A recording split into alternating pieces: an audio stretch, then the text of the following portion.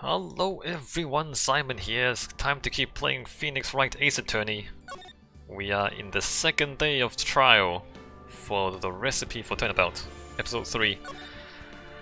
In Trials and Tribulations. January 8th, 9:46 AM, District Court Defendant Lobby number 1. Good morning, Mr. Wright. Hi. Good morning, Maggie. So what do you think is going to happen today, sir? I'm gonna have to deal with some Yakuza wannabes. Yesterday's session didn't go so well and ended on a giant mystery. That's true. And we still haven't solved a single part of it yet. Are you okay, Nick? Huh? Oh, yeah, of course. I saw that little flash of doubt in your eyes. No, that wasn't doubt, that was, determination.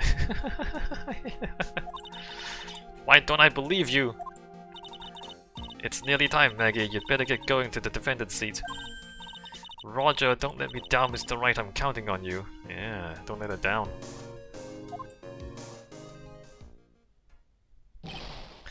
Hey, pal! Hey, Detective Gumshoe. Quit stressing Maggie out. She doesn't need that. Bro, you're stressing her out. How did you know she was stressed? I was watching through the doorway. Oh. Ew. You look like you lost the case already. Show a bit of confidence, will you, pal? Here, maybe this will help. Oh, good. You're finally done with that. Ha! Have you taken up aromatherapy too? Not in a million years, pal. Don't tell me you don't remember this thing. Come to think of it, doesn't look like one of those aromatherapy bottles. Are you guys like... It's the thing we took from the kitchen. This is the small bottle that turned up in Very Good's kitchen a couple of days ago. Wow! Look at all those little bottles! Oh, they're aromatherapy oils. He's got so many, they're overflowing onto the floor. Hey, wait a minute! There's one bottle that's different from all the others. Well, what do you know? And it doesn't have a label either. And it doesn't smell yet. Don't smell it. It's cyanide. We finally got the analysis results back from the lab. So, what is it? Is it the poison? I'm afraid not, pal. Oh, crap. It's... medication. Oh, this is the ear thing. Medication! Yeah, for ears. Topical use only, apparently. For ears, you mean? Yeah, it's the medication Glenn Elk was using for his ruptured eardrum. Huh. That's in the kitchen. What was Glenn Elk's ear medicine doing in the kitchen? Small bottle refound in the court record. The victim's ear medicine found covered in unidentified fingerprints in the kitchen. Unidentified fingerprints? What about the unidentified fingerprints? Anything on that? Someone screwed up, so they only had time to analyze the contents of the bottle. Wow, you're so bad. Another hour and they might have gotten something on the print's butt. That's going to weaken its impact as a piece of evidence. Okay, pal, this is it. Make sure your defense is impregnable today. Got it? Today's trial. I'm gonna expose that guy for what he's done. Or my name isn't Phoenix Wright.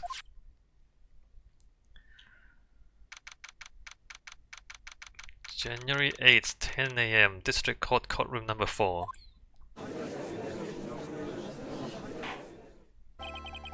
Court is now in session for the trial of Maggie Bird. The defense is ready, Your Honor. Ready and waiting as always, Your Honor. Very good, then we'll get underway at once. Yesterday we heard the testimony of Mr. Victor Kudo. He claims to have witnessed the defendant putting a powder into the victim's coffee. However, the witness's testimony was plagued with a number of problems. The mark on the rim of the cup shows that the victim drank with it from his right hand. Unless he just picked up the cup and didn't use the handle, but I mean, you can just pick up the cup. You don't have to use the handle on the teacup, right? It's not really a big deal. But according to the old man's testimony, he picked it up with his left hand. Thank you, Mr. Godot. Furthermore, according to the witness's account, the victim was listening to the radio with an earpiece in his left ear. Yet, the victim's left eardrum was ruptured, which made him effectively deaf in that ear. Huh. It's amazing how many contradictions a single case can have, huh, Nick? Yeah, because everybody's stupid.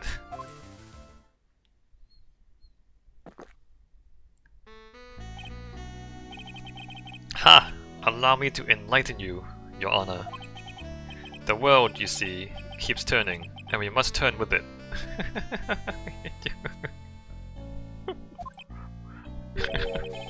You've lost me already, Mr. Godot. Don't let the mysteries of yesterday mystify you today. Only losers think like that.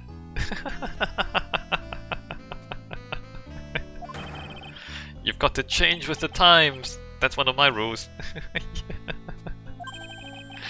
Are you implying that you've resolved these contradictions? You know the answers to these riddles? The old guy wasn't just throwing seeds in here, he was throwing us off the scent.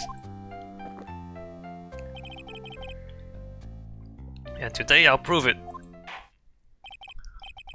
Very well, let the first witness take the stand. Ugh. And you are! Oh, hello everyone. I'm Jean Armstrong, the owner of and head chef of the very good restaurant.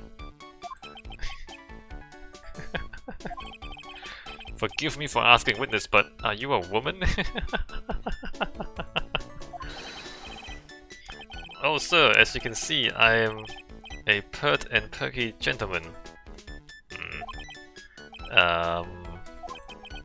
On the day of the incident, you were in Very Good's kitchen. Isn't that right? With you, sir. Everything feels right.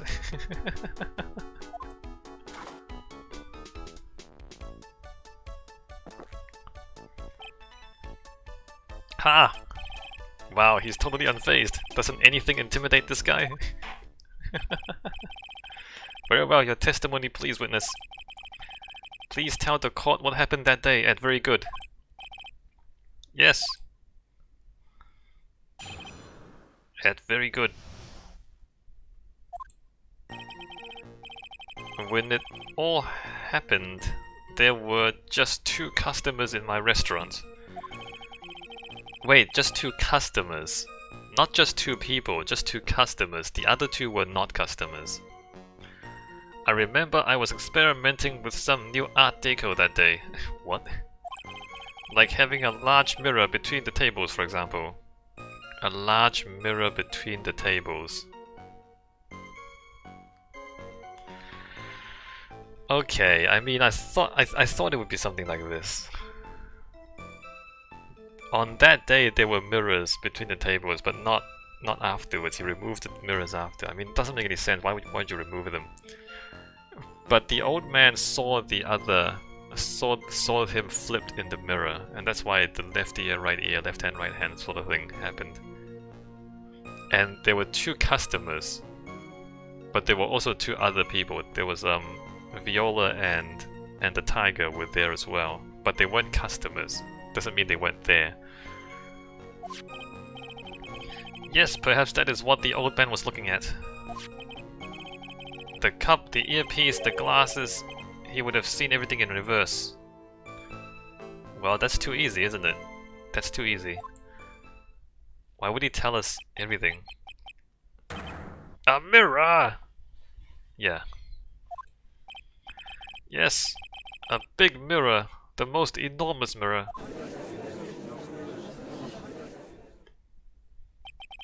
And suddenly, the mystery disappears. Like I said, the world keeps turning, so roll with it. That would explain the coffee cup and the earpiece conundrum. The mirror would have made everything appear back to front. What the heck? It's way too early in the morning for this to be happening to me! Now then, Mr. Wright, you may begin your cross-examination. Huh. Alright, that's very good. When it all happened, there were just 2 customers in my restaurant. And who were the 2 customers exactly? Well, of course, the young man who died. And the other not-so-young man.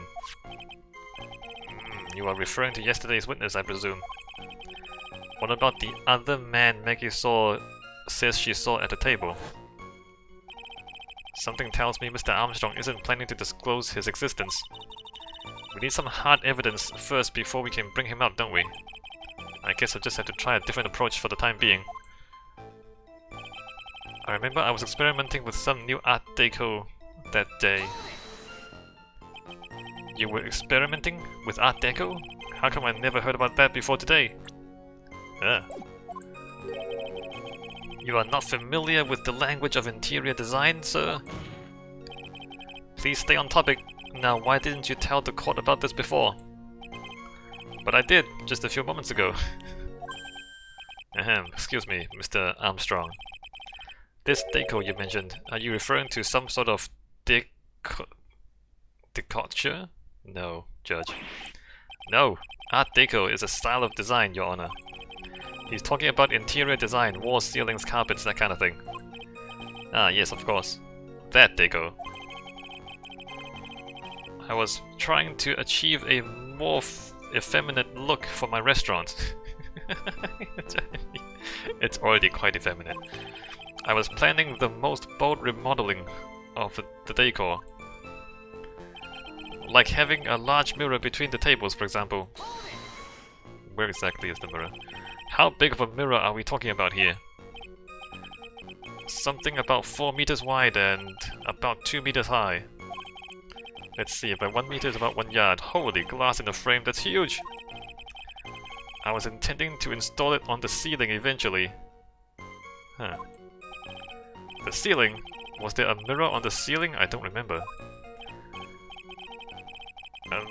No, but I decided not to go with it in the end. What should I do? Should I ask him more about the mirror or not? Press harder! If you really had such a large mirror in the restaurant, someone would have noticed it! But there's nothing about a mirror in Mr. Kudo or Maggie Bird's testimonies. But... you didn't ask, trite. You have only yourself to blame for such sloppy work. What?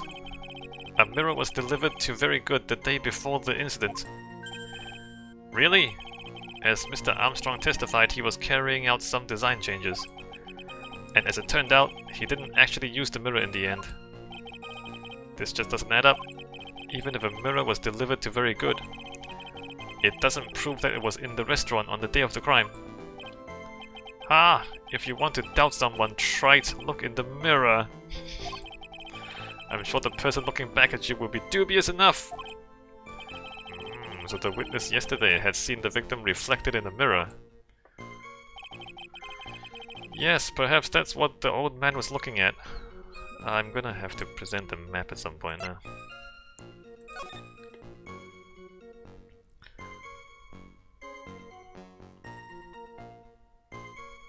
No. No, it can't be right. The victim sat here. The old man could only see his left side. He couldn't see his right side. And there can't be a mirror here. And the old man can't be sitting here, because then the mirror would see himself. He can't be sitting here, because he would see the right side. If he's sitting here, he would see the... well, he wouldn't see the right side of his face, but it wouldn't be a mirror. If he's sitting here, he can't really see him. If the mirror is there, he can't really see him. If he's sitting here, the angle would be shallow enough that he could kind of see his other side. Unless the game's just full of crap. Which it often is. Normally, I'd expect people to know the difference between a reflection and a real object. Normally? How does normality come into this? That's lame, Trite, even for you! Huh? Are you trying to say that if something isn't normal, it isn't possible? Is that it? Where does that leave the porky-headed lawyer and the top-knot chick over there?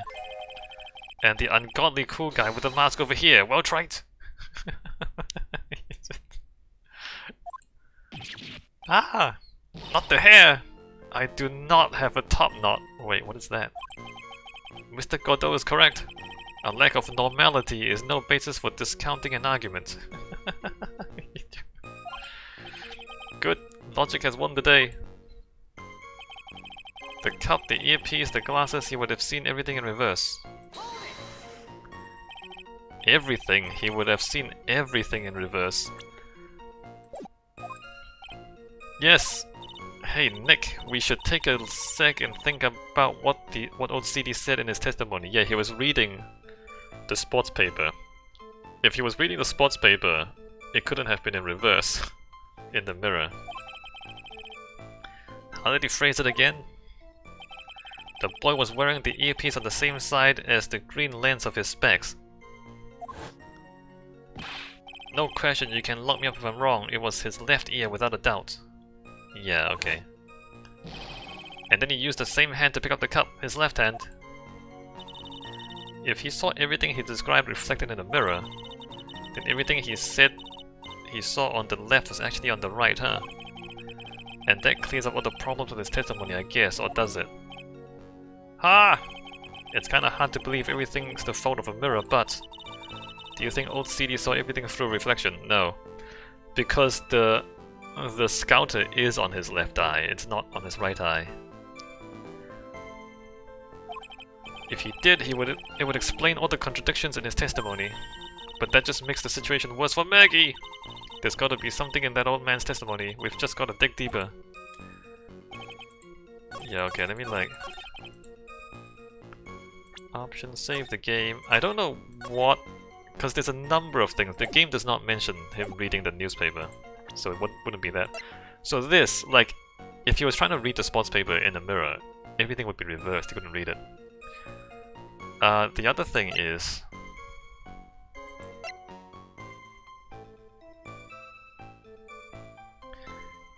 that his profile here, this is on his left eye, it's not on his right eye. So, if you saw him through the mirror, the old man would have said the scouter was on his right eye. The coffee cup, the earpiece, and the HMD. Let's think back over Mr. Kudo's testimony for a second, shall we? The boy was wearing the earpiece on the same side as the green lens of his specs. No question, you can lock me up if I'm wrong, it was his left ear without a doubt. So to summarize, we were told both the HMD and the earpiece were on the victim's left side. Now if Mr. Kudo saw all that as a reflection in the mirror, it means both the HMD and the earpiece were actually on the victim's right side. Exactly, you see sir, now that you think about it, it's not so hard, no? Unfortunately, that's where we run into a monumental contradiction with the facts! If Mr. Kudo really did see everything in the mirror, why is it that the HMD is now on the wrong side of his head? Order! Mr. Wright is correct! If the witness genuinely observed the victim reflected in the mirror, then we would expect the victim's eyepiece to have been over his right eye.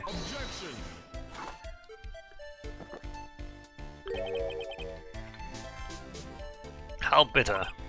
Trite, you should have a taste of this bitterness, it'll calm you down in no time. Are we talking about your coffee? Or something completely different? You don't understand the way the witness thinks. How he thinks.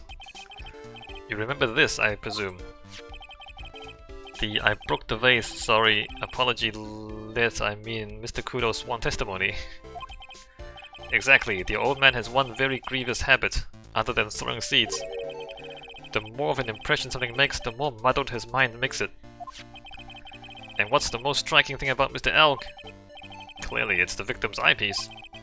And that's my point, the old man strikes again. Mr. Elk's HMD made a big impression on the old man.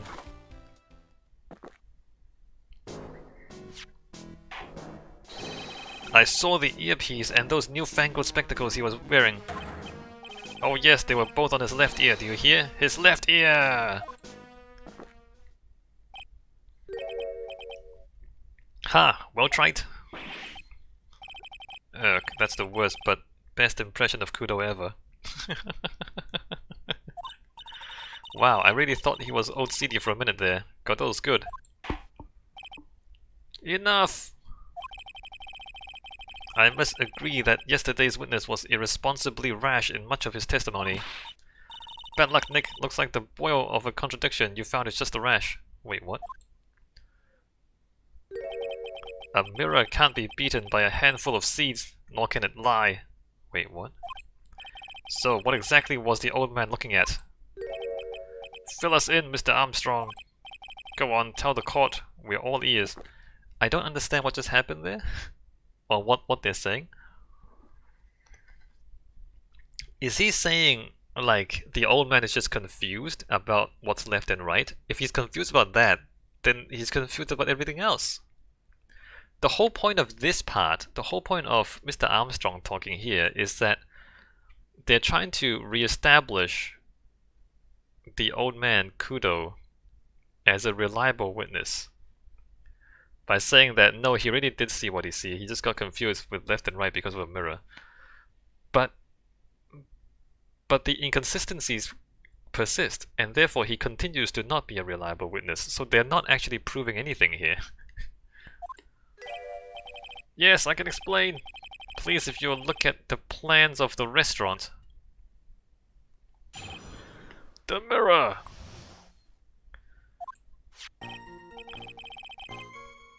Is everyone sitting comfortably? The mirror was in the middle of the restaurant, dividing the two halves. That's so dumb. That's so incredibly dumb. Why would you put it there? There's only one seat from which you could have seen an image of the victim. No, you could have seen him from here. That was the seat at the table next to the victims. That was where the old man was sitting, but the vase is not broken on this table. After the terrible accident occurred, I moved the mirror so it was not in the way. But naturally, I did not touch anything else. I see no problems with the explanation we have just heard. I do.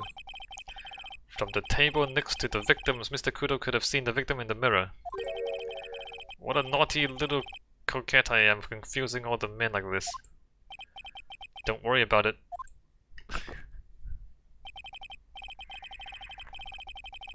We can keep up, except for the guy breaking out in a cold sweat over there again.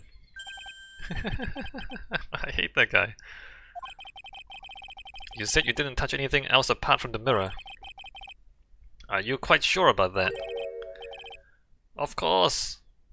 Yeah, no, even the judge can tell. Even the judge knows. Very well, Mr. Wright, your cross-examination, if you please. Oh, why are we doing this? It's so basic and so... It's just, I think they're just filling time. This feels like they're filling time. Because we're not going anywhere with this.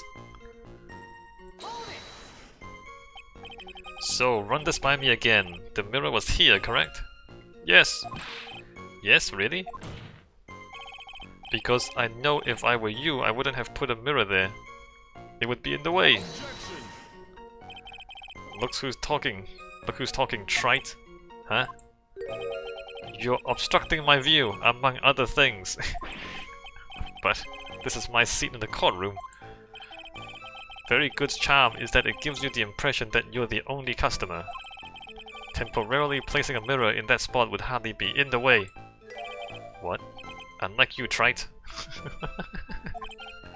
I tell you, sir, the mirror was there in the middle of the restaurant. there is only one seat from which you could have seen an image of the victim. That's not true. And where would that be? Oh, look how you lean towards me. Ew. I always attract the younger boys. Maybe I should keep you in suspense a little longer.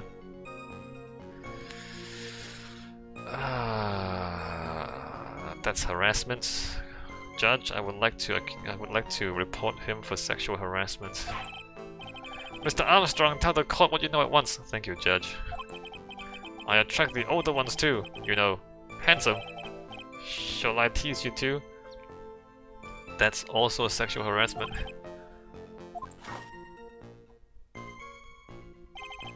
I'm already seeing a very hot someone, so I'm afraid you'll be waiting for a long time. I bet she has mocha cream skin and cappuccino perfume. Okay, I will tell you, there was only one seat from which you could have seen. That was the seat in the table next to the victims. That was where the old man was sitting. So why can you only see the victim from that particular seat? But sir, it is obvious. If you look at the plans, you'll understand. The victim would have been reflected in the mirror like so. If you were sitting at the table next to him, you would see everything. So that's the seat old CD was sitting in on that day. Nope. When the poisoning happened, the old man was sitting at the table next to the victim? Why does that seem kinda odd? After the terrible accident occurred, I moved the mirror so it was not in the way. Where'd you move it? Did you move the mirror while Mr. Kudo was off calling the police? Oops. Yes, exactly. I carried it out of the restaurant then. You carried a massive mirror out of the restaurant by yourself? You moved a huge mirror like that all by yourself? That's what I said! What can I say? I know how to pick things up, handsome. Goto actually laughed at something. Well, given the witness's physique, I suppose it is possible. Did you move anything else from the crime scene, Mr. Armstrong? I looked like the obliging type, yes? But naturally I did not touch anything else. Are you sure about that? I touched nothing except the mirror. Mr. Wright, is there something the witness has said that doesn't match the crime scene? Yeah, there is. I just can't put my finger on what exactly I can. Need to save before the game does something silly. Ha! Suffering from a case of heartburn, trite. Oh, I have just the thing for that. An oil with golden myrrh and frankincense. Add a few drops to your coffee and voila! Enjoy! That's not a good idea. Focus, Phoenix, breathe. I need to ignore these two and just find some evidence. It's pretty strange though, isn't it? I mean, nobody mentioned anything about a really large mirror. You'd think someone would have, but Maggie didn't and needed an old CD. It's so stupid. Then the only logical explanation is that there was no mirror inside Very Good that day. Now I just got to prove it somehow.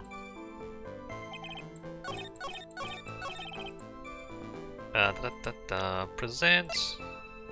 Broke the vase. Your Honor! Mr. Kudo's words yesterday strongly contradict Mr. Armstrong's testimony. This is the letter of apology that was written by Mr. Kudo, is it not? I realize it looks useless, Your Honor, but it is still testimony. Ha! I guess useless people are only really good at identifying useless things. What relevance does this scrap of paper have to the trial? Mr. Wright. Mr. Kudo's testimony is actually very relevant to the question at hand, Your Honor!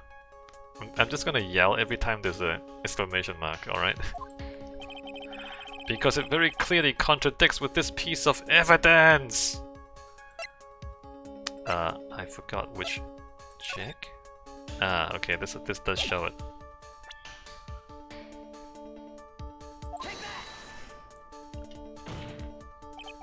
This piece of evidence contradicts with the testimony we have heard, Your Honor! The crime photo. Yes, this photo clearly shows something that theoretically should not exist! What on earth do you mean by that, Mr. Wright? Should not exist? Ha, sounds like you're describing yourself, trite. Now then, if the defense would please clarify its statement. What is the something that should not exist in this photo?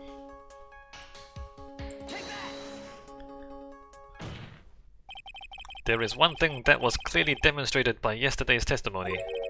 Mr. Kudo broke the vase that was on the table where he was sitting. And yet, as the court can see, there is an unbroken vase on the table next to the victim! Why? Because Mr. Kudo was not in fact sitting at the table next to the victim at all! Don't be an idiot, try it! That's impossible! That's the only one Kudo could have seen the victim's reflection from! I should stop doing that. Exactly! Never mind, I'm not gonna stop doing that. There is only one conclusion we can draw from this contradiction. There was no mirror in Very Good that day. Your testimony, Mr. Armstrong, is an elaborate lie!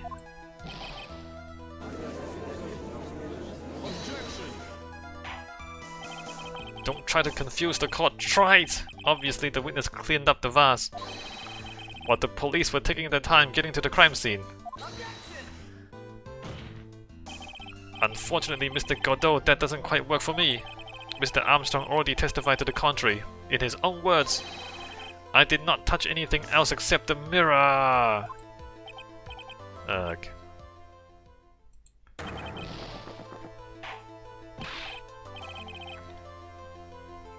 Well, witness, what do you have to say for yourself? I was right! There was no mirror in the restaurant that day. In light of this revelation, we return back to the original problem. It's all just a waste of time. The whole thing was just a waste of time. I knew it. We were just filling time. None of that has any relevance. Unbelievable. Why did the victim have an earpiece in an ear in which he couldn't hear? Alright, good. I'm glad we filled that time. That was half an hour time filled. Good job. Ha! You only get one shot in life. There's no turning back. If you want to claim that the mirror wasn't there, Trite, then this problem is all yours. How do you explain what the old man saw? If I can answer this, then I'll be that much closer to the truth. I can feel it. How do I explain what the old man saw? I actually can't. I thought we had established that his testimony was unreliable, and we don't have to explain what he saw. Are you going to be okay? Can you really solve this contradiction, Nick? There's more than just this one contradiction, Maya. What do you mean? Remember what Maggie told us. There was another man at the victim's table. And there was a sample CD on the victim's table. It all flies in the face of Mr. Kudo's testimony. And I think I know the reason why nothing in this case is adding up. Well, Mr. Wright, let's hear your answer. Yes, Your Honor. The reason behind all the contradictions in Mr. Kudo's testimony is simple. Mr. Kudo made a mistake. The ear doctor made a mistake. The victim was a phony. What? The victim was a phony? What? No, but he's definitely dead, right? Glenn Elk is definitely dead, right? What does this mean?